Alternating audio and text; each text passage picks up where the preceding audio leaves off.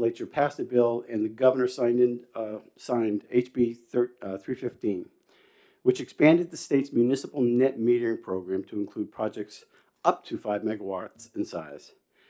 This expansion was important because the renewable energy project became substantially more affordable as they increase in size and achieve economies of scale.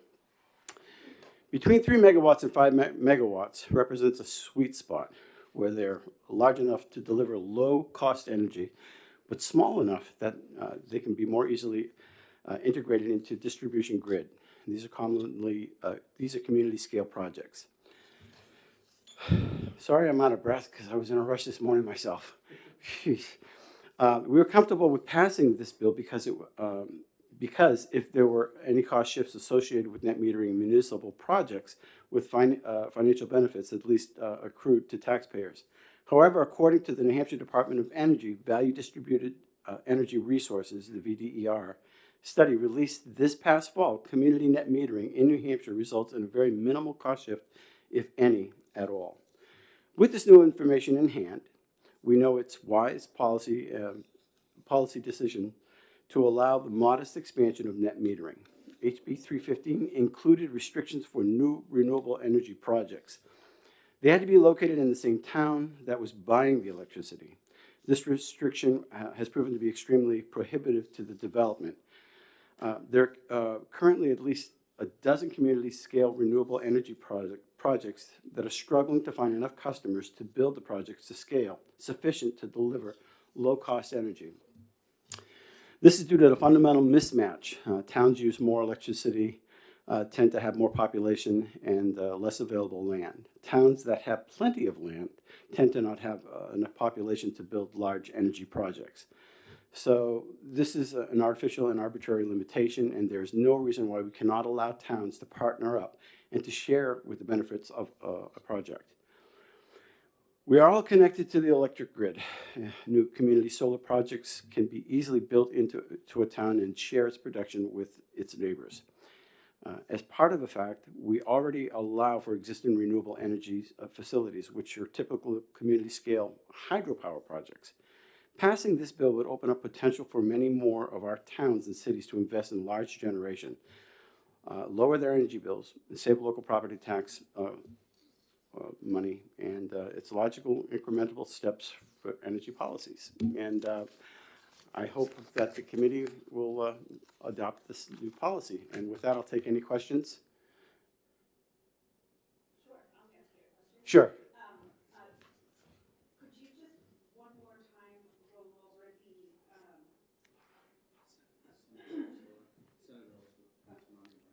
oh yes,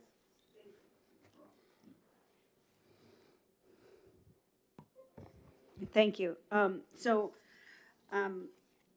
With regards to the customers, all within the same utility franchise service territory, there is no requirement that they be in contiguous town, like abutting towns or in a contiguous line or anything of that nature. How?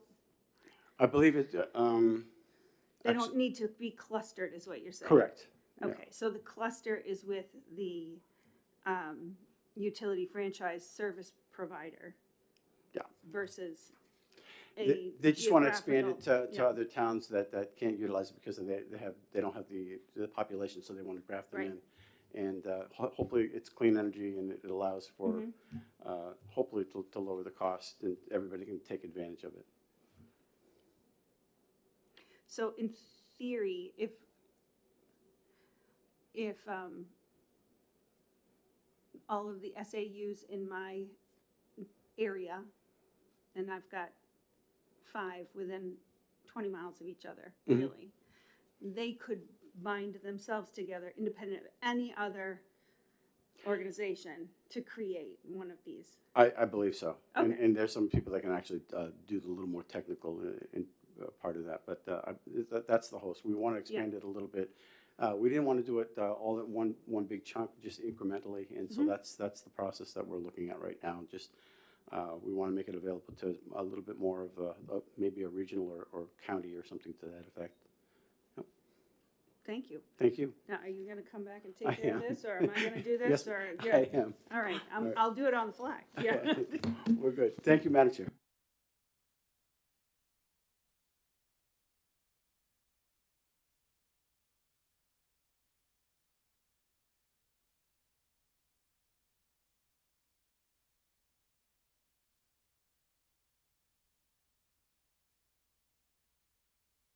And with that, Meredith Hatfield, is Meredith here? Oh, you know what? You're right. She's not. Thank you, but she's in support. Josh, in the middle, from the department. Welcome, Josh. How are you? Good morning, Senator. Good. How are you? Doing well today. Good. So, good morning, Mr. Chairman, member of the committee. For the record, Josh Elliott, Director of the Division of Policy and Programs of the New Hampshire Department of Energy. The department is neutral on this bill. Senator, I think you laid it out pretty much perfectly as what we're doing here. There's no technical concerns with the bill on the part of the department. It's pretty straightforward, just striking that line regarding the location and who can participate. I just will note that the docket to reevaluate the net metering tariff has been opened and is currently in process. That's docket 22-060. Is underway at the Public Utilities Commission. And they have a set out procedural schedule. At least their hearing will be in March of 2024. Obviously, there's a whole bunch of stuff, technical sessions, stakeholder sessions, et cetera, that goes into leading into that hearing. I will say, so far, the department was in charge of responsible for registering municipal group host arrangements, verifying them with the utility. So far, we have 10. 8 of those are small-scale hydro. One of them is a solar arrangement in Manchester, which I believe is on their landfill, if I recall correctly. And the last one, actually the most recent one, is was an existing landfill gas generator.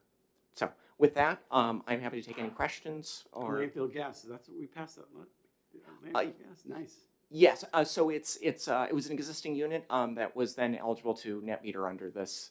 Oh, cool. It's actually out at UNH. Nice. All right. Thank you. Questions from the committee? Well done. Okay. With that, Sam Evans Brown with Clean Energy. Do you want to speak? You didn't mark either way, but. Oh, I'm happy to speak real quick. Yeah, sure. And I can try to sort of speak to both bills, more or less. So Clean Energy New Hampshire, Sam Evans Brown, Executive Director of Clean Energy New Hampshire. We're supportive of this bill. And I think the chair, Mr. Avard, your comments are correct that this really is about scale. And what you'll hear over and over when you talk to renewable energy developers is that there's sort of a critical threshold when it comes to the affordability of projects that is achieved somewhere in the neighborhood of 3 megawatts. And that's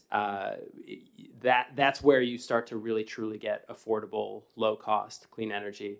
And currently, as it stands, I can't tell you how many conversations I've had with solar developers who have become interested in the state of New Hampshire after the passage of HB 315. They come into the state, they find a good site, they start to line up customers, and then they find that they don't have enough to achieve that 3 megawatt scale, and their project sort of gets put on hold and gets put on ice. And so I do think that this bill would lead to a substantial unlocking of these community scale projects. And I think it's a very wise step. As Josh Elliott just pointed out, we do have the docket that is going to reconsider the net metering tariffs. So if there's any lingering concern about cost shift, which I personally would argue the VDER study has more or less put to bed, those can be addressed in that docket, and any projects that are built under that new tariff structure will live under that new tariff structure.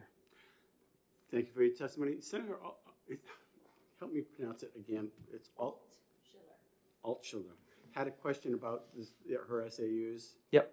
And you nailed it. Yeah. So if you had 5 SAUs that wanted to band together and they had enough load to do a project of this scale, they would be able to band together. You wouldn't necessarily even have to limit it just to SAUs. It could be the 5 SAUs and the wastewater treatment plant and City Hall could all band together and be the customers for one of these projects. And that's I think the beauty of it is that this allows developers to spend less time prospecting for customers because they'll be able to cast a broader net and go after those customers that have a big source of load. Thank you for your testimony. No further questions? All right. Pat. Pat Jackson. Welcome, Pat. Thank you. Sarah was in rush in the hall, but That's quite all right. Thanks for having me. For the record, Pat Jackson, co-founder of Rewild Renewables, and we are testifying in support of this bill. Rewild Renewables is a local employee-owned New Hampshire-based solar energy company. We are in support of SB 68's modest incremental expansion. As Sam said, we believe it's a somewhat of a technical fix to allow more municipalities to participate. We're in the business of finding these sites, bringing them through all levels of local, state, federal permitting, working with the utilities, and we can certainly testify that there is an economies of scale that is important for the state to try to tap into when you start to go into these larger projects. And with the economies of scale of a project, the municipalities or state-owned buildings can receive much larger discounts, which thereby reduce the reliance on local taxes. So there's a really good business decision to be had for municipalities in this. And a couple other related points, over the last not just 1 year, but 2 years, rates have continued to just climb. And with some shifts in kind of geopolitical sourcing of natural gas, it doesn't appear they're going to be dropping, at least significantly for a while. So this is somewhat of a new norm, call it plus or minus. It's going to change every year, but rates are going to be high. And so we think it's critical for New Hampshire to pursue an all of the above strategy. We need to bring generation in state. We need to keep dollars in state, and we need to have more control over our price of power, or else we know what that leads to, which is tripling of rates over the last 2 years. So we think it's a smart case just for New Hampshire alone. And then importantly as well, job growth. These projects would create significant job growth. The average megawatt's about 15 to 20 people per project. And so if you have a couple hundred megawatts of solar projects for these types of programs, you're bringing in 1,000 to 2,000 plus jobs, and these are good paying local jobs. So we think it has a lot of merit from economic activity. And then last point, to echo Sam's prior point on the cost of renewables and where they've come. The VDER study run by the Department of Energy is a great resource, and it clearly does point out that there are no major cost shifts anymore associated with in-state renewables, and so it's not only a benefit to securing local rates, but it does not shift rates onto one group or the other. So for those reasons, we support this bill, and for that matter, the next bill. thank you for your testimony. Questions from the committee? Thank you. Thanks. Well done. Thank you. Nick Leiden, IBEW, in support but not wishing to speak. And Nate Grays, sorry, but not wishing to speak. Thank you. Well done. And does anybody else want to speak? Mark? Sorry for rushing in the hall, but I have to apologize to a lot of people. I felt like I was OJ running in an airport. Seeing how there's no further questions, we will close the hearing. All right, beautiful. And I'm going to pass the baton again.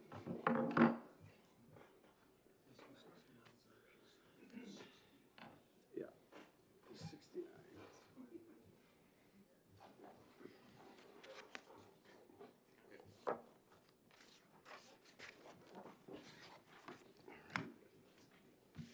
Right there.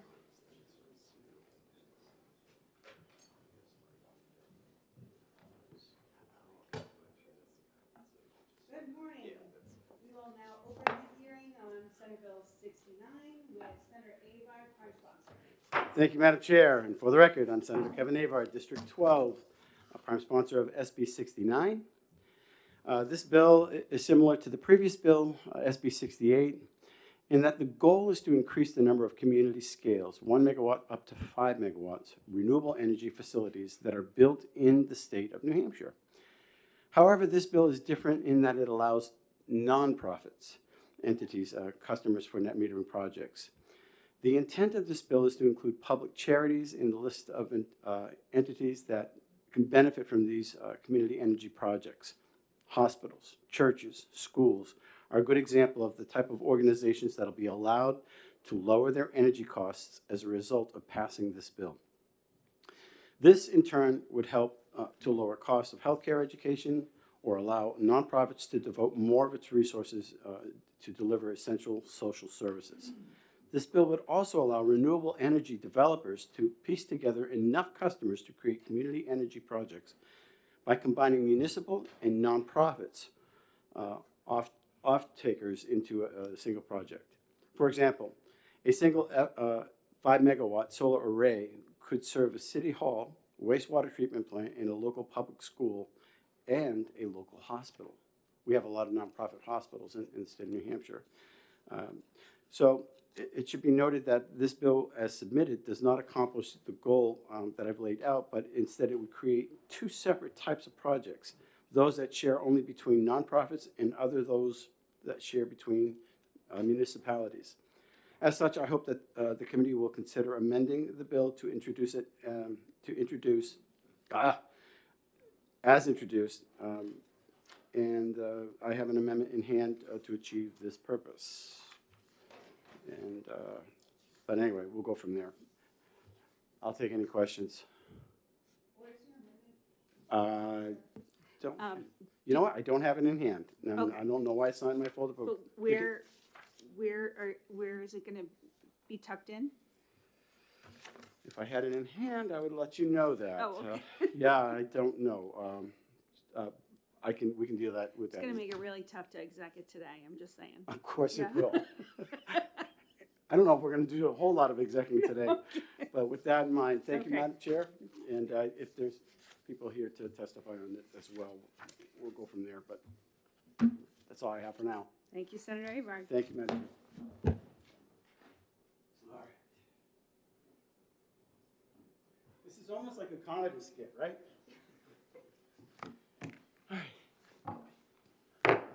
All right, so we'll hear from Josh Elliott. Welcome, Josh. Good morning again, Mr. Chairman, member of the committee. For the record, Josh Elliott, Director of the Division of Policy and Programs. The department is neutral on this bill. Most of my comments from the last bill can be copied and pasted to this bill, including the comments about the open docket. However, I am speaking just to the bill itself, the original bill, as introduced, rather than any of the amendments. Happy to review any amendments with you, Senator, of course. Just two technical concerns for your consideration. You had mentioned in your testimony, I wasn't sure if it was the intention was to be able to mix and match between what is considered a municipal host under the current statute and the nonprofit host. If the intention was to if you could have, say, a project that incorporates both of those into one entity, clarifying language would be helpful on that. And I don't know if that's contained I in think the that's amendment. probably what's in the amendment. Okay. Yeah. The second is regarding the definition of nonprofit. You have in here technical colleges, universities, pretty straightforward. Housing authorities, also pretty straightforward. There's good statutory definitions for those. As well, Peace Development Authority, very straightforward. The department does have a question on hospitals and the not-for-profit hospitals, two different questions there. I assume by the language that you're including, is the intent to include both for-profit hospitals and the non-for-profits? Nonprofit. Just nonprofit hospitals, okay. Also, to refine the definition of hospitals, because it's large, you could be including, rehab hospitals. Should the department be considering, freestanding emergency rooms? Someone pointed out to me, animal hospitals. I don't think that's the intent, but if tying definition to hospital somewhere in the HHS statute, so we know exactly what sort of entity we would need to look at, because there's a lot of gray area about what exactly a hospital is. So- Nonprofit is the key to it. Okay. So knowing that is good, but on the off chance that there is, I don't know if one exists, a nonprofit animal hospital or something like that, just to additional clarifying language, perhaps tying it somewhere to the HHS statutes of how they regulate what a hospital is, just so there's No the ambiguity. full intent of the legislature can be made clear in the bill, and that way the department's not there trying to figure out, we don't have the expertise to figure out who should be a hospital and who's not. So just for your consideration to make the ease of implementation a little bit easier and remove some of that ambiguity. Thank you, sir. With that, I'm happy to take any questions. Questions from the committees? Okay. Thank you very much, Senator. Thank you. Again, Meredith in favor, not wishing to speak. Pat Jackson in support, not wishing to speak. Sam Evans Brown with Clean Energy in support, not wishing to speak. Nick Lyden also in support, not wishing to speak. I don't have anybody else here in support, not wishing to speak.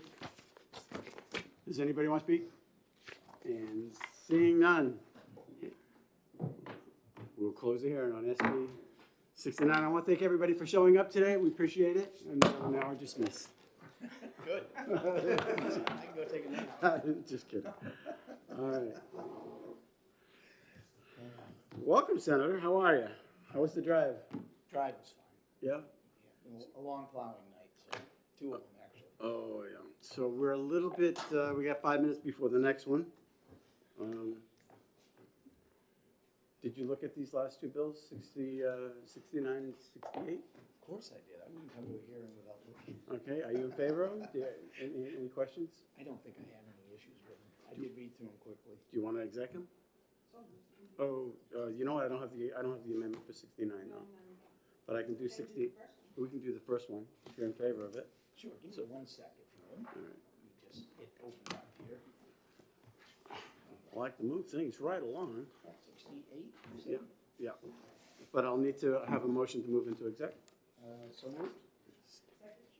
All in favor, say aye. Aye. Any opposed, seeing none. All right, and we'll take up SB 68. Is there a motion? I'll move on to pass. Is there a second? Discussion. Looks good. All right, all in favor? Aye. Any opposed, seeing none? Thank you. Is there a motion to move out of exec? So moved. All in favor? I'll bring it up. Yeah. And all in favor of moving out? Aye. Aye. And any opposed? Seeing none. You still got minutes to spare. This, ladies and gentlemen, is the Senate. All right. Sorry, I'm late. That's all right. That's okay. Yes.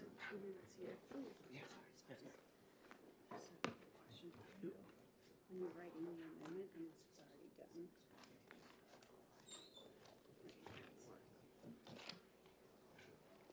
So this was the objectionable part right here, and hospitals, the definition here and here, Right. and healthcare centers. Right. As long as they fit under this, so we can strike that. So this is not gonna be in there. Correct. No for-profits, is that what you're saying? Right. Okay, so that's gonna be out. Mhm. So nonprofit hospital.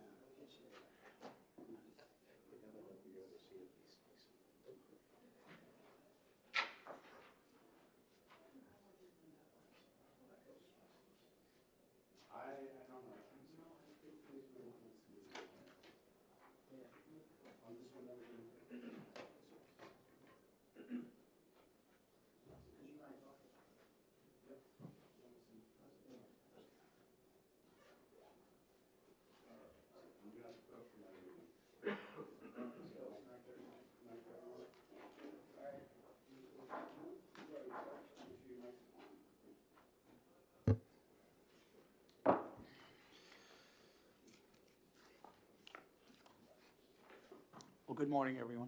Sorry I was late. It was a long night of plowing, and we had a school delay, so that caused me to be a bit late getting here. But we made it finally. I'm glad all you did as well. We accept your apology, Mr. Chairman. And we will open up the hearing on Senate Bill 61, and I recognize Senator Avard to introduce. Thank you, Mr. Chair. For the record, I'm Senator Kevin Avard. I represent District 12, and I am the prime sponsor of SB 61. This morning, I'm really pleased to introduce this bill as the state analysis states that this bill would enable the Department of Environmental Services to adopt rules relative to surface water setbacks for landfills. During the past 2 years, the legislature has considered numerous bills designed to change setback distance of landfills from water surface bodies. In 2022 session year, the bill was HB 1454, which was amended on the Senate floor and passed both houses as amended. Many aspects of the amendment were never thoroughly reviewed by this committee, nor vetted by the House committee.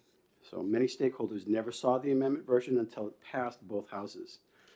Feedback on technical problems were conveyed to the governor from numerous experts many landfills around the state, which resulted in the governor vetoing the bill. A veto that was upheld. This issue has brought out some of the most unjustified personal attacks on senators on both sides of the aisle. Myself being one of them, and my colleague from Manchester, as well as others. And anyway, but as long as but all along the way, many of us Republicans and Democrats made it clear that we were committed to an approach that was science and technically based. Not an approach that would set up arbitrary criteria, and that was the goal, to simplify the block of a landfill. So that would have put New Hampshire at risk, having to ship our waste out of state to places that would significantly drive up the cost for taxpayers if we'd have adopted what was presented to us. So today I'm happy to present SB 61, which addresses those concerns, which would place responsibility in the hands of technical experts before any new landfill permit could be issued. The supporters of the previous session bill presented that 200-foot setback now in DES rules is arbitrary and should be replaced with statute that directs DES to deny a permit based solely on a groundwater travel time. A significant weakness in that position is that it substitutes one arbitrary factor, groundwater travel time, for another, distance. Rather than cover the same ground again in 2023, particularly when the governor vetoed it last year, many of us believe that there's a better approach to creating setbacks from surface water for landfills. And while the current 200-foot setback has worked well over the years, it was just one factor that scientists take into account in figuring out how to protect the surface water from contamination. As a result,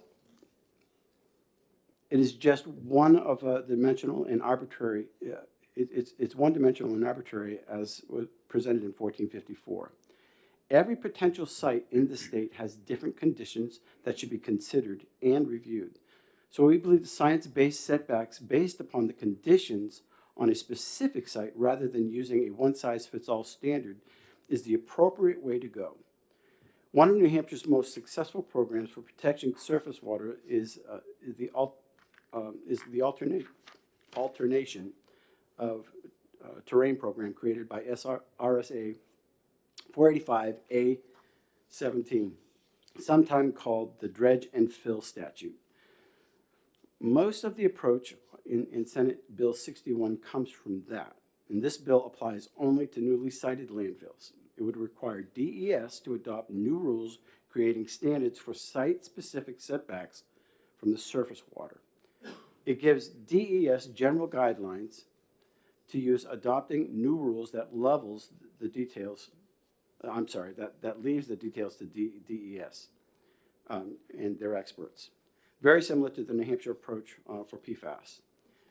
It balances the interest in the state, let me read that again. It balances the interest the state has in upgrading its rules and interest permits applicants have receiving timely decisions. Let me read that again, because my eyes are going funky on me.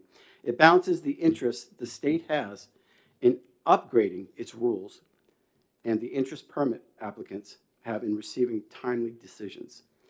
It does this by giving DES a year to adopt new rules and requires that DES applies the new rules in applications for new landfills that is pending on an effective date. If DES does not adopt the rules in the year the current 200-foot setback would apply, which would be a drag. But it also creates incentive for the landfill developers to go above and to beyond standard landfill designs. Requirements provided even a greater protection of surface water than is required by the rules. This new site-specific landfill setback approach would eliminate arbitrary criteria and enable DES to enhance its setback requirements based upon all the conditions at the site, just as it does for alteration of terrain permits. And let me add that the groundwater travel time would be one of the several factors DES would consider. SB 61 would make significant changes to ensure protection of our state water bodies in the state. I would also like to express my thanks to many of the people who shared ideas with me on how to address this issue. As difficult as it has been, people on both sides of the aisles and even people on both sides of the previous approaches have helped us get to an important change in SB 61.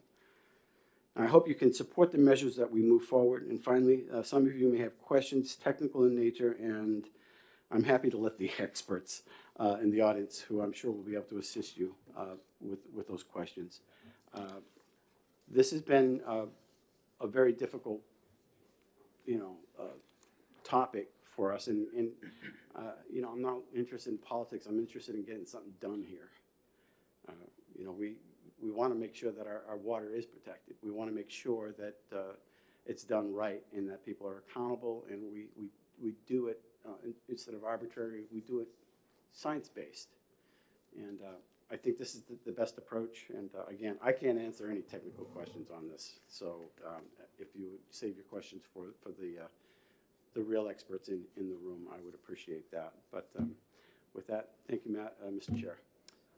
Thank you, Senator. I know this has been certainly a topic that's generated a lot of interest in my committee last year on the House side, and over here on yours as well, the sister committee in the Senate. And so, And as you can see, there's bipartisan support on this, right? So, Yes. you know, we're working with everybody. And again, we don't want, you know, just, there was a lot of anger. And I think it was unnecessary when we want to do something that with the right approach. I think this is the way to go. well, thank you. We'll appreciate your testimony. Any questions before I let him go? Senator Altshuler, are you good? All right. Well, thank you, Senator. Thank you, Mr. Chairman. I think next we'll bring up Mike Wimsatt from New Hampshire DES. He hasn't taken a position, so he's neutral, but I'm certain he's going to provide some good information for us, as he always does. Thank you, Director. Good morning.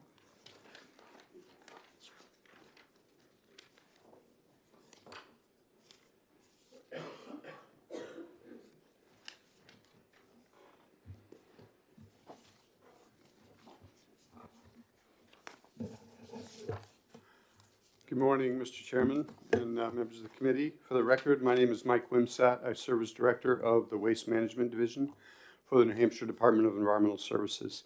Appreciate the opportunity to come and speak to you about Senate Bill 61 this morning. As the Senator said, DES is not taking a position with respect to this bill. We do have some concerns on a couple of provisions that we'd like to share, we think would be helpful to share this morning. Basically, you know, as we see this bill, it would direct DES to conduct pretty complex rulemaking to establish site-specific criteria for site-specific development of site-specific setbacks of landfill cells from nearby surface waters. And it directs us to do that using a host of hydrogeologic characteristics and conditions that would exist at a specific site. And it also directs us to consider and take into account in part of that process at least 8 different actions actions that a permittee could take to provide extra measures of protection to protect surface waters. And so we see that as an important, the importance of this and the interest on the part of the legislature and the public is not lost on DES. We see this as an important activity, but we also recognize that it's something that would have to be undertaken with great care and would take some time. So I want to talk about what that would mean and the 2 concerns that we specifically have with the bill. The first is with respect to the applicability language regarding the applicability of the bill and when it would sort of take effect. And I'm quick to say we may just misunderstand the language, but the language in the bill essentially seems to, and I guess to make it more clear, on page 3, line 27, the meaning of that language is unclear to us. The provision states that provided that DES adopts the required rules by the specified 1-year deadline, and I'm slightly paraphrasing here, any newly sited landfill that receives a standard permit from DES after the effective date of the act must meet the newly adopted setback rules. And I think there's several ways that you could interpret that sentence, and that's never good in a law. It appears that to us that a landfill that receives a permit anytime after the effective date of this law, which could be this summer, would need to meet the setback rules that might be promulgated a year from now. And we don't know how we as the regulator or how the applicant would be able to ensure and demonstrate that they meet a rule that hasn't been adopted yet. So I'm assuming that's perhaps not the intent, but that's the way we read the language. So we think that language would need to be clarified, certainly at least so most people who read come to the same conclusion about what it means. But that's also related to our second concern, and that is that we believe that the time allotted for this rulemaking is not adequate. We don't think that would be achievable for the agency. And the reason for that is basically what the law says now is that we would need to adopt rules establishing these standards by within 1 year of the effective date of the law. And presuming that the law passes and is signed by the governor this summer, then and we always try to allot at least 6 months for the rulemaking process from the time we file an initial proposal to the time we go through public hearing and review and then file a final proposal or a final rulemaking. We allot about 6 months for that. So this tells us that we might only have 6 months to do all this work, figure out what the rules ought to be, draft them, and get the initial proposal prepared. And we just don't think that's enough time. Just a quick question. So if you can't meet the deadline, then it just goes to the default of the 200, what we already have. Yeah, if we don't, basically until we adopt new rules, the existing rules are in place. That's correct. What I respectfully would suggest is a couple of things. One is we think we need more time to do this rulemaking effectively. We also are aware that there is an LSR. I don't think it's become a bill at this point, but we're aware of an LSR that, judging from the title, appears to direct that an assessment of our existing setback rules be done by presumably a third party. And we think if that bill, if that LSR is to become a bill, and if it were to pass and an assessment were to be conducted, we would certainly want to have the benefit of that assessment for review and consideration before promulgating these rules. So what we would respectfully suggest is that to do it properly and really give this the attention that it needs, that if the law were changed to say that if the deadline were changed to say that DES must file an initial rulemaking proposal by July of 2025, then we think that's an achievable schedule where we would be able to do the complex research and analysis that we think is necessary, as well as if there is an assessment that's done by a third party to be able to review and consider that and then proceed to rulemaking. And those are really the two concerns that we wanted to express this morning, and I'm happy to take any questions from the committee. Thank you for your testimony, Senator Pearl. Thank you, Mr. Chairman. Thank you for coming in today, and Director. So I see your point on lines 29 and 30 on page 3. I was just trying to quickly craft some language in my head, but I'm not sure I have got it right. Do you have any suggested language for, I think you understand the intent of what we were trying to do here on 29 and 30. Do you have any suggested language? With respect, I'm not sure I do understand the intent. I'm not sure what the sponsors are trying to accomplish here. I think we could provide language if we knew that. I mean, I think if the intent is that and I think I listened carefully to your testimony introducing the bill, Senator Avard. If I understood correctly, I think what you're saying is that if an application is in consideration but not yet acted on at the time that these rules are adopted, then the application must be considered. The proposed facility must meet the provisions of those rules. So if that's what it says, I think there's a way to craft that would be. So I want to say that again because I didn't say it very clearly. If what you're trying to accomplish is that any application that is still in consideration by the agency at the time that the rules are finalized needs to comply with whatever those rules say, there's absolutely a way to draft that. I don't know if that's what you were trying to say or not. Again, we had a lot of folks, a number of folks looked at this, and we all came up, if we had 5 people in the room, we had 5 opinions of what it meant. And we said, okay, well, there's clearly a problem here because we got your attention. Exactly. So I think what we want to understand is if it means what I've suggested, we've suggested it means here in the testimony letter, that may be a problem. There may be a legal problem with that because, again, it would be basically saying the agency gets an application, reviews the application, acts on it, and then if at a later date we make rules that are applicable to that particular facility, then we need to apply those, and the facility sort of retroactively needs to meet those rules. I'm not sure how we would do that. I think I also mentioned that if the rules are not adopted, that it just goes to the default rules. Right.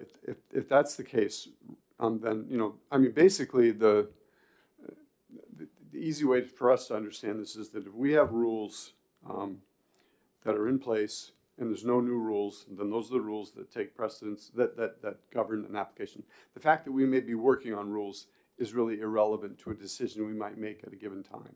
Once those new rules are adopted, anything moving forward in the application that comes in is clearly subject to those rules. Those are the easy ones. The gray area is when you have an application in play that comes in before the rules are adopted, but you have not yet acted on it. And to be honest, I think that's a call for the legislature to make what they want. I'm not going to express an opinion either way about what that ought to be, but I think whatever it is the legislature wants us to do with respect to that situation, we would want to understand very clearly so that we can implement it. And the spirit of the bill is in the good course, though, right? We need something technical, science-based. The agency always encourages science-based policy and rulemaking, absolutely. Did you have a question? Well, I was going to follow up. I may direct this one to you. So my understanding when I read it at first was that you were looking to have any new landfill that's cited after the rules were made would be following, application, would be following the new rules. I guess now I understand what you're reading here too. I can see how it could be interpreted differently. I'm not sure. Do you have a clarification on what you were really looking for there? We can do that in exec. Yeah, okay. All right. But thank you for pointing that out. Yes. Appreciate it. So I'd like a point of clarification because I think I'm missing a piece of information. The intent of the bill is to create some new rules for applicants who want to put in landfills, right?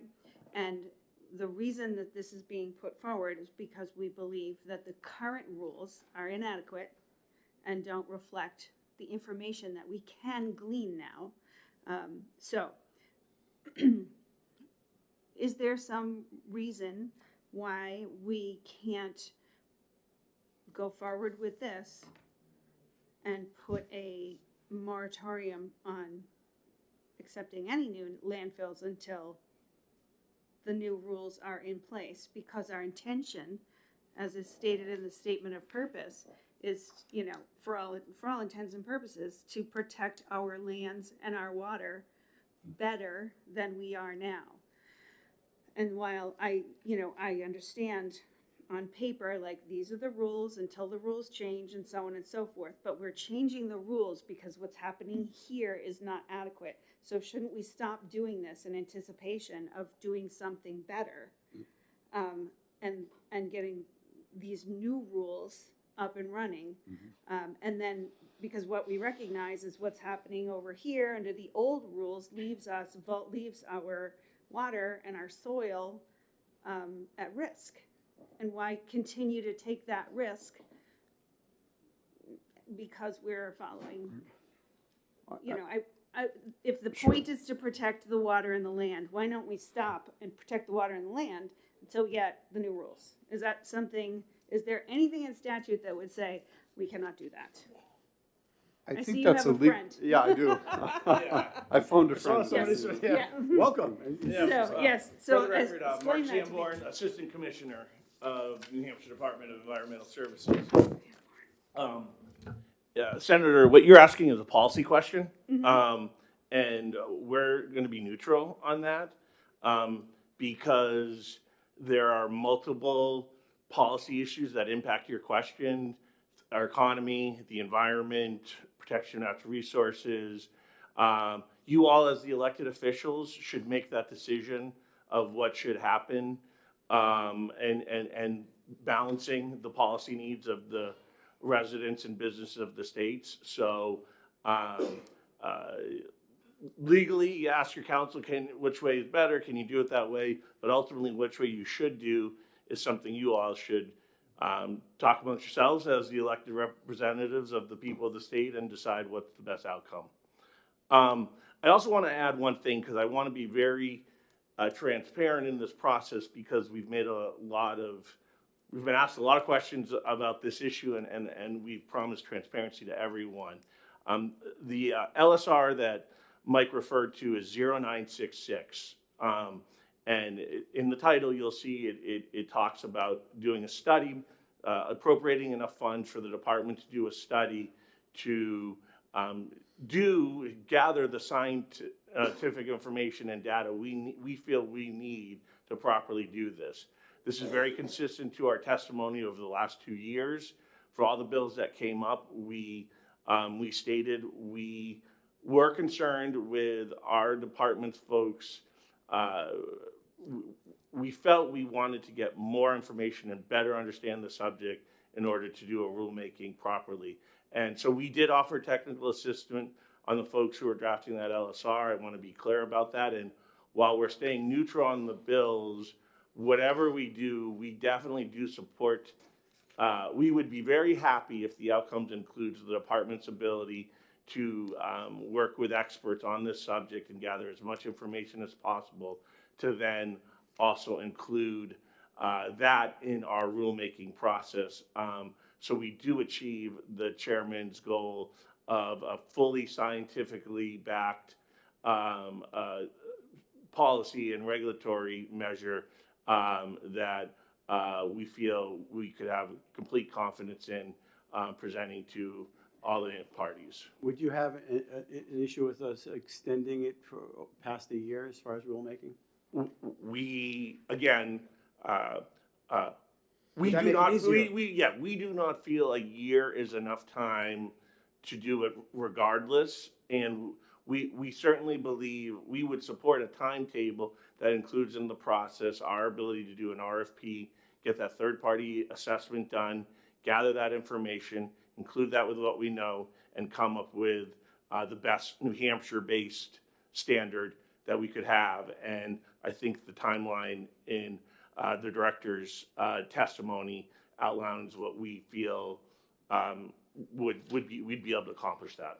So if somebody didn't, if the rules weren't made, we just go back to the default. Is there, right now, is there a crisis with what we have?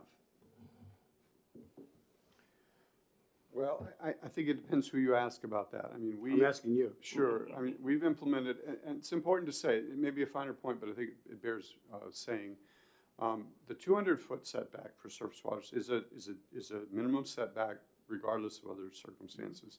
There are other provisions of the rules that do influence how far a landfill cell may be sited from a surface water, for example, related to designated rivers, related to floodplains, and that sort of thing. So in many cases, a landfill, when you look at all the siting criteria in aggregate, will need to be sited much further than 200 feet from a surface water. And we believe that I think where there's some discomfort is that there is general language in the rules that require our permit engineers to review an application and look at a host of things that could influence where it might be situated with respect to a surface water or other feature, which includes, being able to monitor effectively releases of contamination and protect the environment. So I think what's happened is folks look at that and that doesn't give them the level of comfort that they'd like to have when it comes to, at the end of the day, how far is this landfill going to be sited from a given surface water. So from our perspective, we think that our rules have been protective. We don't have a record of significant impacts to surface waters from the landfills that are currently operating. But again, there seems to be widespread concern about the lack of specificity with regard to a landfill setback. So to the extent that we are directed to dig into this issue and try to develop more specific standards related to how landfills are sited with regard to surface water setbacks, we would certainly do that. Senator Pearl? Thank you, Mr. Chair. So as I'm continuing to read this over and over and over, it just correct me if I'm understanding this correctly. It looks like the applicant could put in their application. You would issue the application for a standard permit, but it would be subject to the new rules that would take effect. That application would be, but only if those rules were passed within 1 year. If it was not passed within 1 year, then the standard permit could go forward under the old rules. Am I reading this correctly? I think that is right. Okay. I think that is right. To use an example, let's say we had an application before us right now, and this bill passed as written, and we issued a permit to a new landfill in the spring of 2020, 4. Then, and then say we met the deadline. Meanwhile, we were working on rules, we met the deadline. So let's say the bill got passed July 1 of '23, means that, you know, the rules have to be done by July of '24. If we've already issued a permit in spring of '24, and then we issue we promulgate and finalize the rules by July of '24, we'd have to go look back at that facility and say, is it cited, does it meet the citing criteria pursuant to these new rules? And what I'm suggesting is, it doesn't seem fair to the agency or the applicant in terms of having to comply with the moving target, with something they don't even know what it is yet. And let me quickly add, Senator, again, we're not lawyers, but that's one reading of that language. You could come up with, I mean, we always assume any one of these applications we move forward is going to end up in court. So the stronger and the more clear the laws that are involved the permitting, and the more clear we make our decisions, the better case we have when this does end up before other folks judging how it was handled. Follow-up? So, assuming that what we've read is the way we are understanding it, at least what I stated, is that I guess my concern with moving it out to 2 years would be that you're now holding that applicant with an approved application for now 2 years subject to rulemaking, which would further exacerbate the situation you just described. That would be my concern with doing that to 2 years rather than 1 year. Yeah. So I understand your concern, Senator. That's why we would suggest that this might want to be looked at so the language isn't a retroactive procedure. It's either, as the senator was describing, either while the rulemaking is happening, there's a hold on applications, or while the rulemaking is happening, you go through the existing rules, and once the rulemaking happens, ones moving forward are subject to it.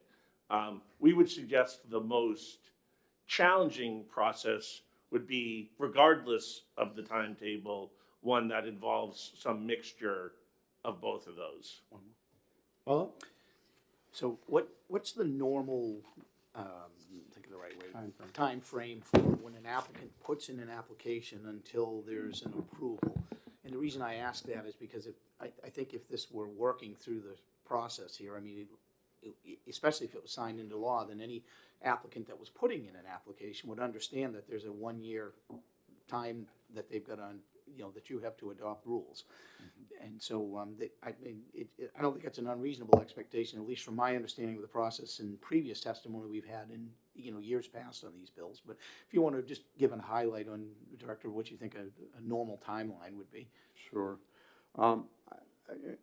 Every application that comes before us, none of them seem to be normal. There's Understood. always, there's no typical. Reasonable. If it's an amendment to an existing permit, then, you know, that can be as quick as, it can be as quick as, I suppose, if you just look at the statutory timeframes, if everything is simple and goes, it could be as quick as 6 months. But realistically, most of those end up taking more than a year. And we don't have any recent examples of applications for newly excited landfills that have completed. We did have an application for one that was withdrawn, but if you look back beyond that, we don't have any recent examples of newly cited proposed landfills. So our expectation is that can take some time. It could take up to 2 years. So it wouldn't be I'll grant myself a follow. So it wouldn't be unreasonable then for a year for an applicant to understand that when they put their application, you probably wouldn't have one get through before we'd be working through this rule process anyway.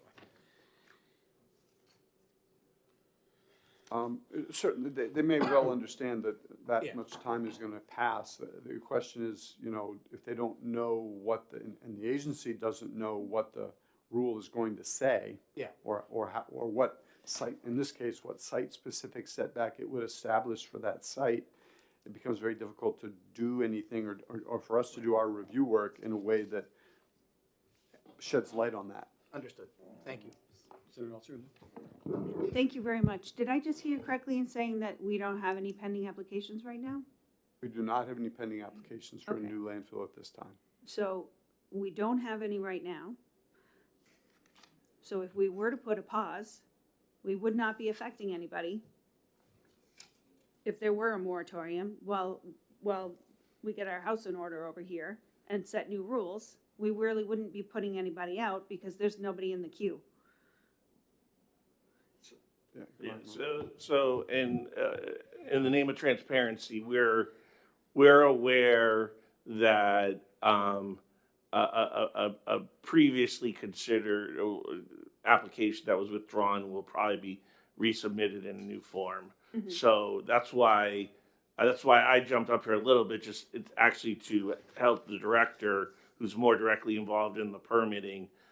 Mike has to keep himself very as leading the division that will oversee this to make sure he and his staff are not prejudicing themselves for any application that we're expecting. So that's why I get to jump up here and answer some of the questions to protect the director from any appearance of prejudice. So again, in the name of being 100% transparent, we do expect an application relatively soon. And we can't guarantee that, but we are aware of interest in another application in the short term. Follow up? So just to be clear for me, there is no application pending right now. They're not pending right now. There might be an application in the future, and simultaneously, there might be a big rule change. So everybody might just be able to hold while rules are being changed so that anyone who's thinking of putting in a new site application would be doing it in really good faith, knowing that there will be rule changes, and probably wouldn't want to put that forward in the hopes of squeaking through on old rules, knowing that there is a new rule coming up. Which is why we would hope that any language you guys pass as it refers to that is crystal clear, so the department and everyone involved knows the expectations of what the process will be in this time period. Senator Bertzel with a question? So Senator Birdsell texted in a question, and Hi, Senator Burns. she's somewhere listening. She said, wouldn't a consultant or a third party to review add a cost to this bill? So I guess. Yes, and LSR 0966 has a fiscal note. Okay. So yes, it would, and that LSR, we believe, based on the folks who drafted the bill, will include a recommended appropriated amount to conduct this effort. Thank you. Senator Waters, are you out there? Oh, that's right, he doesn't have power. I again, in full transparency, I don't want to speak with him, but as the person who's the sponsor of that, I have spoken to the senator, and the idea of merging the bills is certainly something he's open to as well. So, that concept of merging the two concepts of tying the study with the time period for rulemaking, I know he'll be open to trying to figure out a way to make this all work, because I think, the chairman's opening statement about ultimately the one thing there's a lot of agreement on is let's come up with something that's as objective as possible and then scientifically based as possible. I certainly feel comfortable speaking on behalf of the department that is our goal too. Thank you for your testimony. With no further questions, appreciate it. Okay.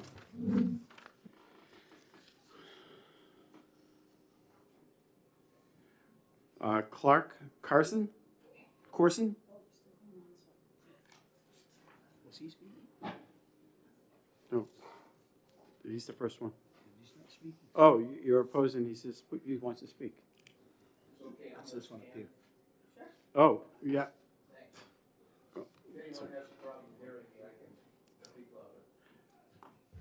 I guess you're with solid waste? No, Oh, but you're the first one on the list that didn't mark either way, so, let me explain. yeah. My name is Clark Corson. I was a lobbyist in this hall for 41 years. I represented those people who oppose bottle bills. Oppose what? Bottle bills, Okay.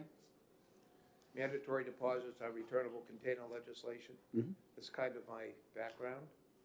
And one thing I learned during the 4+ decades that I was in this body is to read a bill carefully. I think Mike Wimsatt is the best. I've told him that. I've told that to Senator Pearl, and I mean that. He is in a very difficult position. To your point, which I think is great, I would ask this committee to consider tabling this for the time being and getting it right, because it smacks of Casella versus the people of New Hampshire. It is about wetland setbacks from landfills. I'm not a hydrologist. I really don't know what I'm talking about, but I think I know something about process. And when you use the word rulemaking, and I'm not a lawyer either. I never went to Harvard, but a lot of Harvard's gone through me. When you mention rulemaking as versus statutes, which you guys make, you're the lawmakers. The people in this state, 1.3 million, whatever it is, depend on you to butter their bread, to make sure that their interests, short and long term, are represented. Not those of industry, not those of profiteers, but those of everybody, they included. I would ask this committee to step up to the plate and pass a law which specifies setbacks once and for all, and not leave it up to a department such as DES, Fish and Game, whatever it happens to be. And that's why I oppose the bill as written. I support the concept totally. But I would like to see everything put on hold. There's no rush to do this. The director testified, the assistant director testified, there are no permits pending, no applications pending. That may be. But I can assure you, there are a bunch of lawyers representing certain people in the industry of landfilling that are paying a lot of attention to this committee right now. And if anyone doesn't think that they're in the business of beating the clock, time is the big component of this bill. How soon? Do we have to do it now? What's to be gained by waiting? What's to be lost by hurrying up? It's a very complex issue. And that concludes my testimony. Thank you for your testimony. Questions from the committee? Seeing none, thank you. Thank you very much. Collaborative solid waste storage, and opposed, and wishing to speak? No, that's me. Oh, I thought I asked you that. There wasn't enough room in the top line, so I put collaborative solid waste strategies underneath it. Well, that would, okay, there you go. There's a twofer. All right, now I have Tom Tower wishing to speak, doesn't either support or oppose. Good morning. Good morning. To the committee. And I too have taken a neutral position pending some of the testimony. Okay. And you're with the NCABC. That is correct, Senator, North Country Alliance for Balanced Change.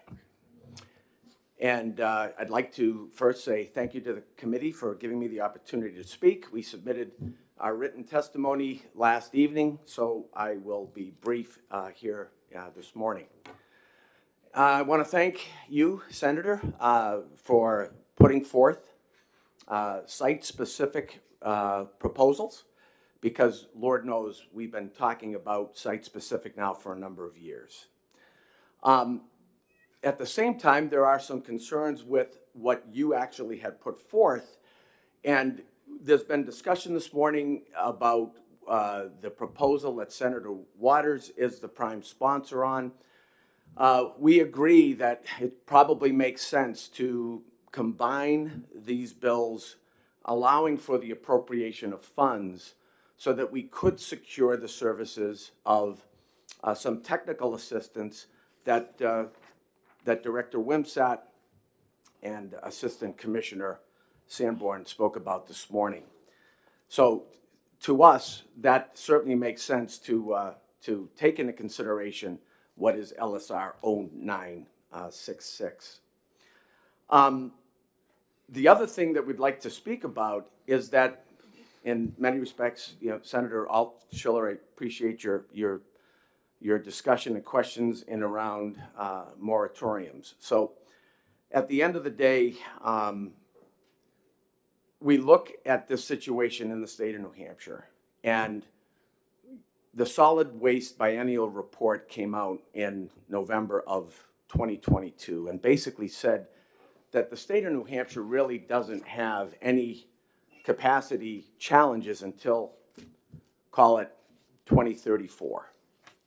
The Solid Waste Working Group that is chaired by Representative Karen Ebel has come up with recommendations that basically say that if we can hit our diversion goals, which is 25% by 2030, that we could actually then increase the timeline for which New Hampshire would ever, consider needing another landfill.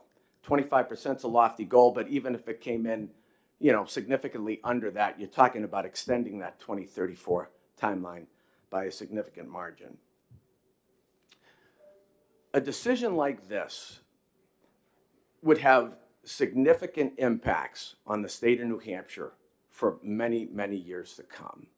So our recommendation is much like what's already been discussed this morning, is that at minimum, that we do consider the work that would be done by, this outside consultant. Let DES do what it is asked to do, secure funds, put an RFP forth, get the services done, assess the information, and then make their recommendations as to what those rule changes would look like.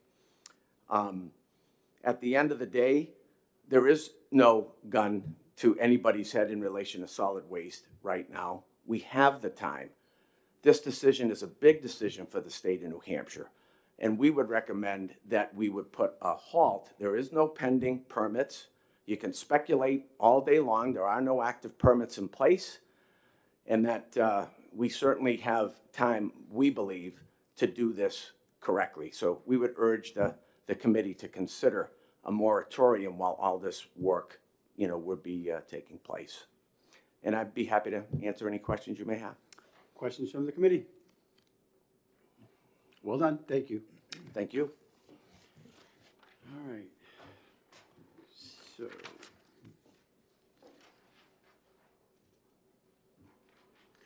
Heidi Tremarlo?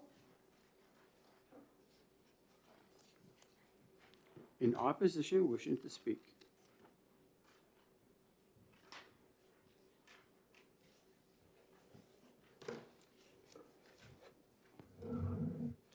Thank you. Good morning. It is Heidi Tremarco, Conservation Law Foundation. I think you have that, right? Yeah. Yeah, thanks. Good morning, Senator and members of the committee. We submitted our comments this morning, so you probably don't have them yet. I do have copies here if you would like. Thank you. They're brief. Do you want more than three? Do you want more than three? I don't remember. I didn't write it down. We'll get it. We'll get it from Senator Waters. Thank you very much. You have the floor. Okay, I'll keep it pretty brief. We oppose this bill to the extent that it removes any minimum setback. So I applaud the nature of the bill, and CLF supports the science-based approach. We think that's a wonderful approach, and the bipartisan science-based approach is the way to go for landfill siting.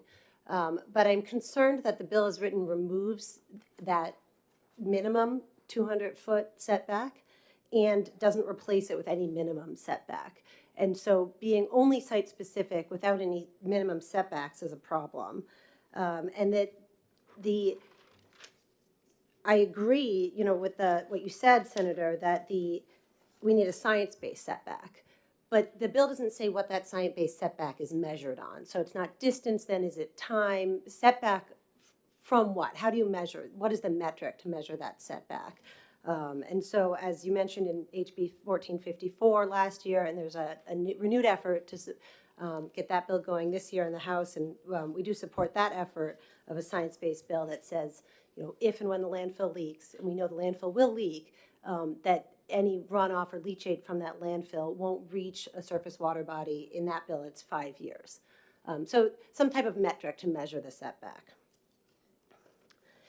And the only other point that I wanted to touch on is I think we would support this idea of a moratorium until there is new rulemaking. As we heard, there are no permits applications pending. And what's really important and critical, and I know that Director Wimsatt has said this several times, is there is no waste crisis in the state. And that is something that we've heard landfill proponents say, is that if we don't get these bills passed right away, there's going to be trash piled up on our streets.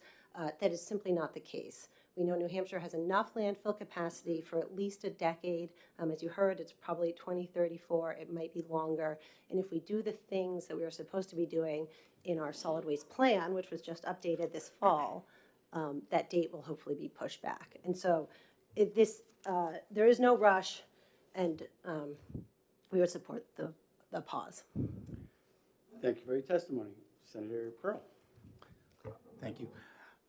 I'm just trying to make sure that I understood you correctly, so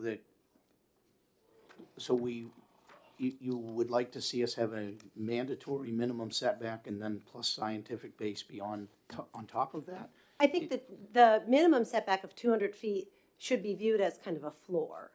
So we can do better, and we should do better, and we would support the state doing better, but I wouldn't remove that 200 feet in an effort to do better. Follow? So you're not comfortable with using just science? We want an arbitrary minimum setback and then science on top of them. Just trying to make sure I understand. I think science but there should be some, right now it just says that DES must consider those elements, but it doesn't say what the result is. So it doesn't say they must consider them and determine that the landfill won't contaminate a water body by 1 year, 2 years, 5 years. So there are some metrics missing in that rulemaking process. So if I would support replacing the 200 with something else that's science-based, but we need some type of minimum. All right, that's what I was trying to understand. Thank you. Further questions? Seeing none, thank you very much for your testimony. Thank you.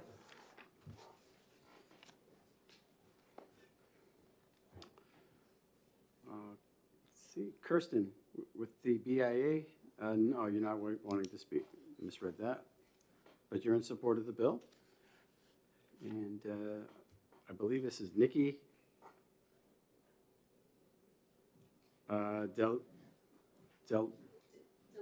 Delude, thank you. And in support, wishing to speak.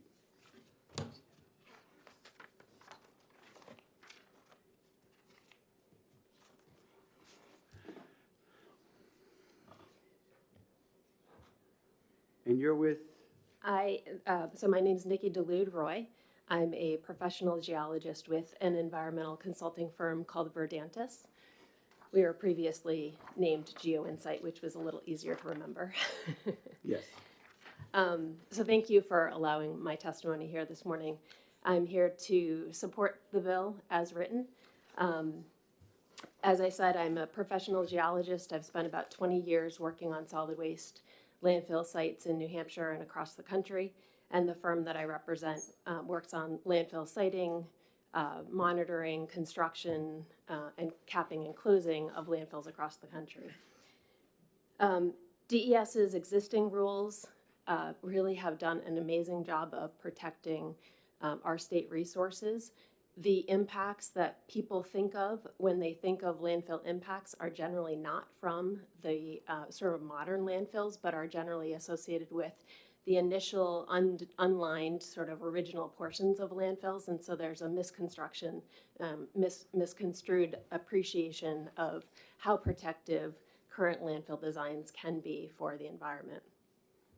I'm supportive of this bill in particular because this sends the regulation of landfills and the determination of setbacks back to DES, where the technical experts live. So to the point of whether we need an arbitrary minimum setback or a science-based approach, this allows DES to basically look at the science at each site and determine what the appropriate minimum is versus leaning on an arbitrary 200-foot setback, for example. It's likely that based on situations, based on connectivity between the hydrogeology and the setting of the site and surface water, that those minimums could be greater in a lot of situations. And that's really up to DES to review the data that's collected and set that back in DES's hands where the experts really rely. I'm also in favor of this because it really gives DES the direction to, as indicated earlier through testimony, to recognize a number of specific geologic settings and incorporate those directly into the rulemaking. And I think that's a really important point. Lastly, I just want to point out that this bill, as proposed, incorporates a mechanism to recognize an incentive for landfill applicants to go above and beyond the standard of care for constructing a landfill, considering a third liner, for example, considering additional leachate protection. And so there's incentive built into this bill for DES to consider when they look at their rulemaking to allow and encourage landfill operators and designers to go and be above and beyond just a sort of a minimum standard of care. I've submitted written testimony that kind of goes into more detail, and I'm certainly here for additional questions, but I appreciate the opportunity today. Well, appreciate your testimony. So you said you work in other states. What have you experienced rulemaking in other states in their timeframes? Certainly, we've seen rules change in other states, and there are a number of states that are looking at, for example, looking at additional engineering controls that can get built into landfills to be able to safely construct landfills in settings where, you know, maybe the first reaction is maybe this isn't the best place, but there are definitely engineering controls that can make those situations and those locations really favorable for landfill design. What is it generally timeframe? Are you familiar with how long it generally takes them to adopt new rules? No, I'm not comfortable sort of Okay. speaking to that. Yeah, because I think sometimes we don't know exactly when an agency starts their internal rulemaking, right? We only see it once it becomes public information. And what we have now is in your opinion, it's been very good. This is just an improvement on top of that. I think so. I think what it does is it allows DES to be more specific about the types of data and specific situations and geological conditions to be considered. So it really drives DES and the experts at DES back to look at the rules and to consider all aspects of a landfill application in a very sort of systematic way. Thank you. Questions from Senator Altshuler?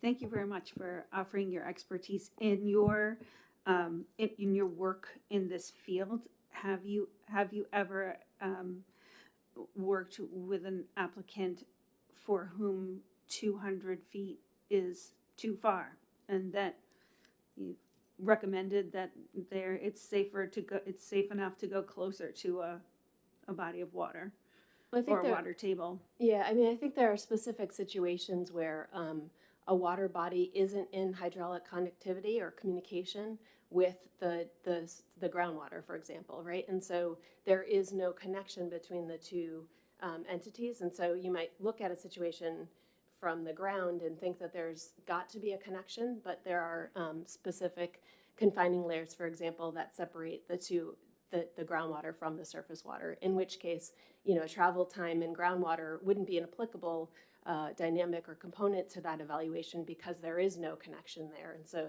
there's no ability to connect those two dots. Yeah, there's no ability to connect the two dots with the land as it is. But my question is, once you've altered it by adding in a landfill, now you've changed the land, and that's the point of the rulemaking, is to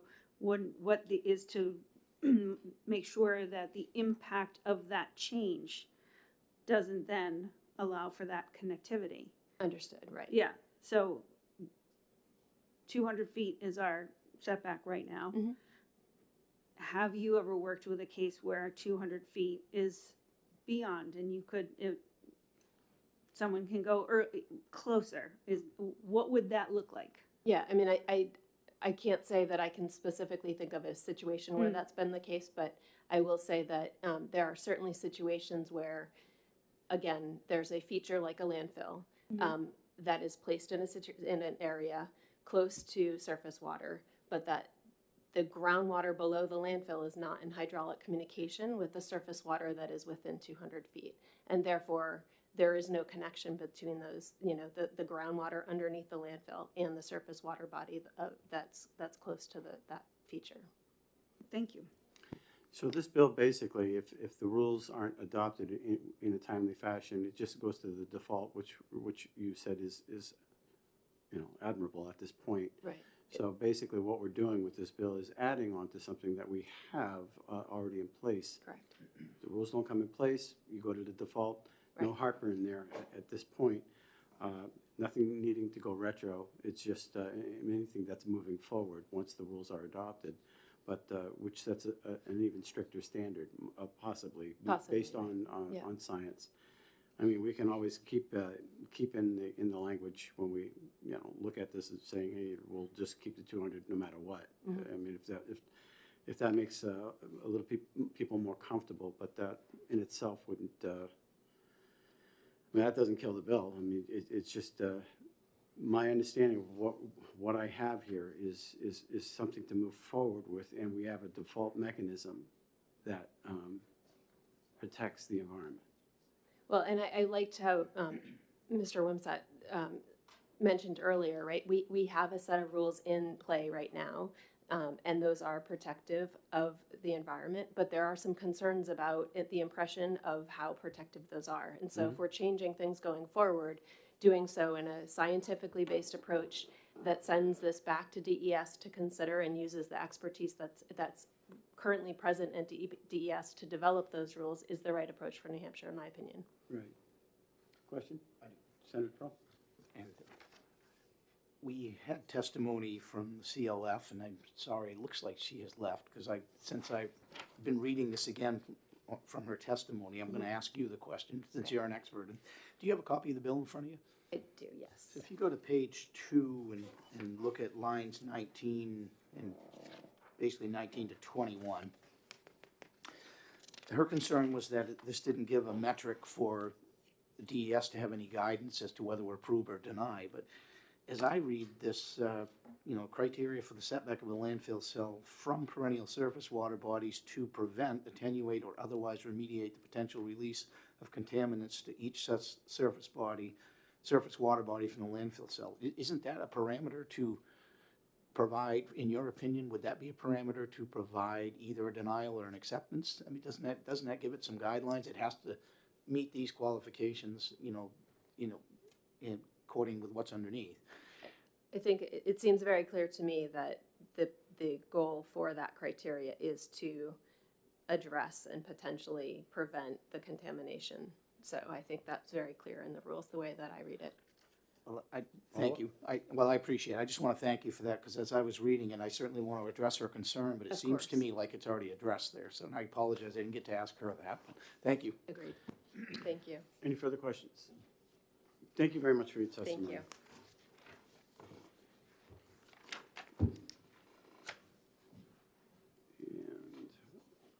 And our last speaker is Tim White.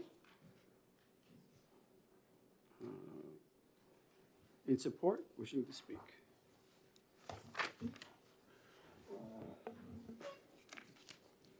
Welcome. Thank you. Good morning, Chairman Avard and committee members. My name is Tim White. I'm a vice president at Sanborn Head & Associates based here in Concord, New Hampshire. I'm a hydrogeologist. I've worked in the field of geology for over 20 years. I'm a licensed professional geologist in New Hampshire, and I'm providing testimony today in support of SB 61. The current New Hampshire regulations incorporate the state of practice in the design, operation, and closure requirements that have been successful in protecting human health and the environment in New Hampshire. The approach used in SB 61 has promised to enhance these protections. The first important technical aspect of SB 61 I would like to point out is that it includes language consistent with the existing surface water protection requirements, and I think that's the language that was just pointed out from the 804.03 regulations. but it also adds specific parameters to be used for evaluating setback from a landfill cell to perennial surface water bodies. Importantly, it requires calculation of representative groundwater travel times using site-specific information rather than maximum values, which have been proposed in other measures, and those may bear little resemblance to actual site conditions. The second important technical aspect of SB 61 is that it includes the option for specific engineering improvements that enhance protection for human health and the environment. These measures provide secondary, in some cases tertiary, protections that are above and beyond the existing state and federal regulations. These measures are important considerations that address advances in solid waste engineering design and technologies and offer protection by either decreasing the likelihood a release would occur, reducing the impact a potential release may have, or increasing the ability to detect and respond to a release. Implementations of these measures by facility owners and operators with the oversight and direction from DES will provide added protection to New Hampshire's groundwater and surface waters. Like any scientifically based document, it's important to consult qualified professionals experienced in the subject. In addition, because this bill requires DES to develop rules, time is needed to prepare such so that they are implementable and reviewable. To that end, I encourage the legislature to provide DES enough time to work with the professional technical community to develop reasonable and scientifically sound regulations. In closing, my technical and professional perspective, I hope, helps provide context for the committee. I urge support of SB 61 so this promising approach can be further studied. Thank you for the opportunity to provide comments to the committee today. Thank you for your testimony. Questions from the committee? Well done. So basically, we have something in place. And what we're trying to do is augment that. It may take some time, but it doesn't dismiss what we already have. And so may take a year, but it doesn't eliminate what we have right now. It basically is a scientific-based approach to a situation where a lot of people were upset about even a year ago. And this is trying to address that problem to make it a better system. That's right, Senator. So in my professional opinion, that's the value and the importance of this bill, is that it offers specific places where enhancements can be made to the existing regulations. I think that's very important. And so there's a safety net that we have right in place as a default, and now we can build on it. And this basically sets the stage for building that. Hiccup is the rules. That's right. My understanding is that the existing rules stay in place until new rules are put into place. Senator? Thank you. Appreciate you coming in today. And so I guess building upon what Senator Avard was going on, the way I'm reading this bill is there isn't a 200-foot minimum setback, but that would allow DES to accept and other enhancements that could be put in place that wouldn't necessarily then require a 200-foot setback. Am I reading this correctly? I think that's correct. I think that in my read of the bill, I did not see that. I looked at the same language I think you called up for the previous in the previous testimony, and that's the language that's consistent with the existing surface water protection. Is that DES would have to approve a setback distance that is protective, and that's the first part of this bill provides the criteria, specific criteria to make those calculations. If I may follow up. So I guess I have a simple farmer mind here. So I'm just trying to make sure I'm understanding. So in some cases, that could be a situation where there could be some additions or different technology that could be put in place which might not require 200 feet. I think that's correct. If some of the technologies or measures that are mentioned in the second part of the bill were put into place and enough time were allowed for a potential release to be addressed under the language, I think that the setback would be, a new setback could be approved by DES under this. One more? Follow-up? So if we were to put the 200 feet back in, would that perhaps deter an applicant from maybe using new technologies because it would be an expense they wouldn't necessarily need to put out there and just abide by the 200 feet? Well, I think that's a good question. It may have that effect. Speculating, it may have that effect, and I think that's the value of these very specific measures that this bill mentions. They reflect advances that have been made, and I think would offer protections above state and federal regulations I'm aware of. Thank you. State and federal regulations. Senator, do you have a question? No, I'm going to say for a second. Okay. Which I'm going to do when When everybody's here, yeah. Thank you very much for your testimony and your time for coming. Thank you. Thank you. And I have nobody else here to speak on this, so we're going to close the hearing on SB 61. And I believe I'm up again. I had 3 other bills in other committees, and they let me stay here if somebody else is introducing them to me. 62, yeah.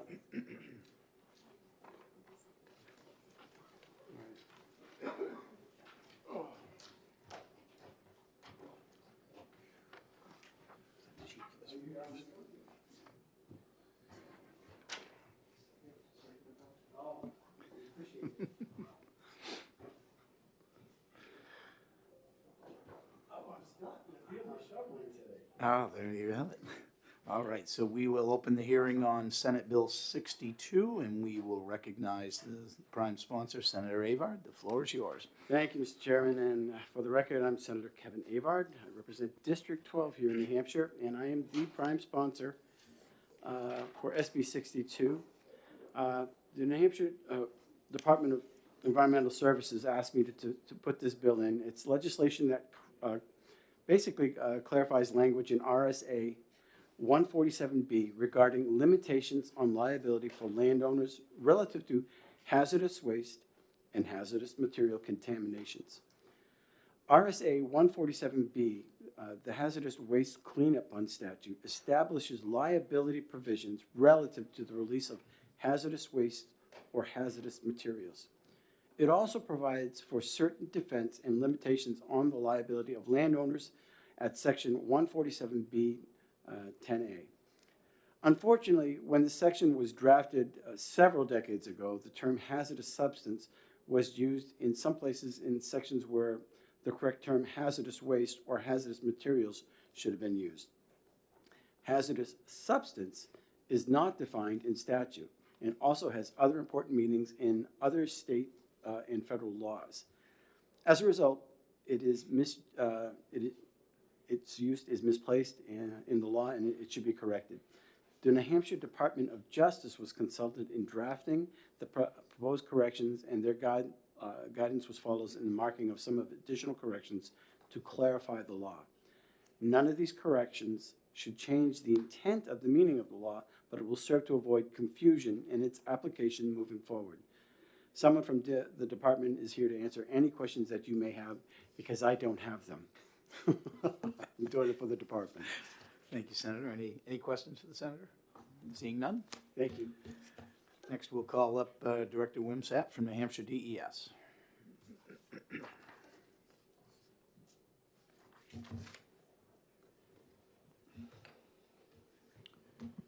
Good morning again. For the record, my name is Mike Wimsatt. I serve as Director of the Waste Management Division for New Hampshire DES. Thank you for the opportunity to come and testify in support of Senate Bill 62. This indeed, as Senator Avard indicated, was a request of the department, and we certainly support the bill.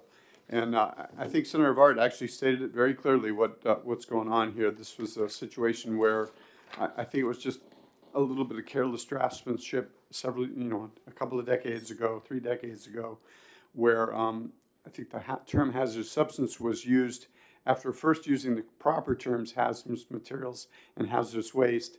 In the rest of the text of that section, the term hazardous substance was used. And in fact, hazardous substance has very specific meanings in other state law and in other federal law. It is not defined in this statute, so it doesn't really have any specific meaning here. And as a result, it can create confusion in application of this law. It's really the section that we're looking to amend here relates to liability protections, or excuse me, defenses from liability and limitations on liability for landowners, which are provisions of the law that are very important, because without them, the law would impose liability on landowners when they really had no fault at all for contamination that came to be located on their property. So these defenses are very important in making sure that the law is applied with equity and justice. And we want to make sure that when that's happening, the language in those provisions is appropriate. So this is just simply a correction to a drafting error at the end of the day. And I'm happy to take any questions if there are any. Thank you for your testimony. Questions from the committee? Senator Altshuler. So could you tell me how this would impact municipalities that have discovered, now that we have a greater awareness of PFAS and PFOA and the health risks that it presents to our communities? There has been a lot of turnover of land and municipal buildings and fire stations. And right now, our challenges are figuring out who is going to be responsible for that remediation. How does this affect that? So that's a very important question. It's Yeah. it's a little bit of a separate question here because these defenses. So let's take the example of a municipality that actually released PFAS at their fire station. Okay, these defenses would not protect that municipality. I will take a Why? moment to say that I'm we sorry, are why? because they would have caused the release basically. If it's a municipal fire department that caused the release, technically they would be responsible. That's what 147B in aggregate says basically, is if you release a contaminant, you have a responsibility to investigate and clean it up. But where this would be very relevant is, let's say a municipality sold a piece of land. There's a couple examples I'd like to give. It sold a piece of land to an individual, or maybe a better way to say this, let's say a municipality acquired a piece of land and it did all its due diligence in acquiring it. And let's say they acquired it before we knew what PFAS was. All right, we weren't looking for it 10 years ago, right? If a municipality purchased a piece of land and then later found out that it was contaminated with PFAS, that municipality would not be would have protections under these landowner liability protections, because basically if they'd undertaken appropriate inquiry at the time and they had no reason to know that it was contaminated and it was already contaminated when they acquired it, they wouldn't be held responsible for investigation and cleanup because of these landowner liability defenses and protections. And I want to preface everything I'm saying here. I am not a lawyer, so I'm telling you what my regulator's understanding of this law is. I'm not qualified to give you a legal analysis on this. Yeah, so some of the challenges with PFAS and PFOA is that the manufacturers of products that contain PFAS and PFOA were non-transparent and did know that these were a forever chemical and were not and did not, apprise their customers of that. Only now are we all learning the detrimental health benefits from this long-term exposure to PFAS and PFOA. So how would this, when a municipality engaged in, and for the sake of just being very easy about this example, engaged in using the foam, firefighting foam, at a time when it was absolutely the go-to. And no, we were not aware that we should not be using firefighting foam and what it was doing from the runoff. So, but it happened, and Sure. and now that footprint has gotten into the water table, and particularly on the seacoast, we have a number of water sources that are contaminated. And so, how does that liability land? The short answer is I don't think this particular these provisions of the law, whether it's amended or not, it doesn't really change the impact. I don't believe these provisions of the law go to that issue specifically. I will tell you that obviously DES is doing a lot of work to address PFAS contamination and working really hard to assist municipalities and other private water systems to address PFAS contamination. One of the ways that we've done that is that when the PFAS Remediation Loan Fund was created, which now provides both loans and grants to eligible parties, we made sure that municipalities who owned and operated fire departments and had releases, by virtue of any liability they might have for having actually caused the release, were not made ineligible for those funds. So municipalities can still access loans and grants to address contamination as a result. So there's a real recognition, certainly on the part, I think, of the legislature and the department, that it's not a question of fault here, right? Nobody knew that these things were going to create the problems that they're creating. And what we're really trying to do is focus all of our attentions and our resources on getting them cleaned up. It's just the definition of the word substance versus material. Right. This law has been implemented. Landowners have taken advantage of this defense many, many times in my knowledge, in the time that I've been working in this agency and applying this law. The problem is that, if something becomes a matter for litigation, as we talked about earlier, you really want the law to be clear. And right now, the law is not clear. People who read it all agree on what it's supposed to mean and what it's trying to do and what its intent is. But the use of the term hazardous substance is confusing there, and it's not the proper term. Senator Pearl? Thank you, Mr. Chair. Thank you, Director. I'm going to go a little bit, my passion is in agriculture. Sure. So I'm going to reflect upon a situation that occurred in Maine with the use of some septage on farmland that had a hazardous substance in it.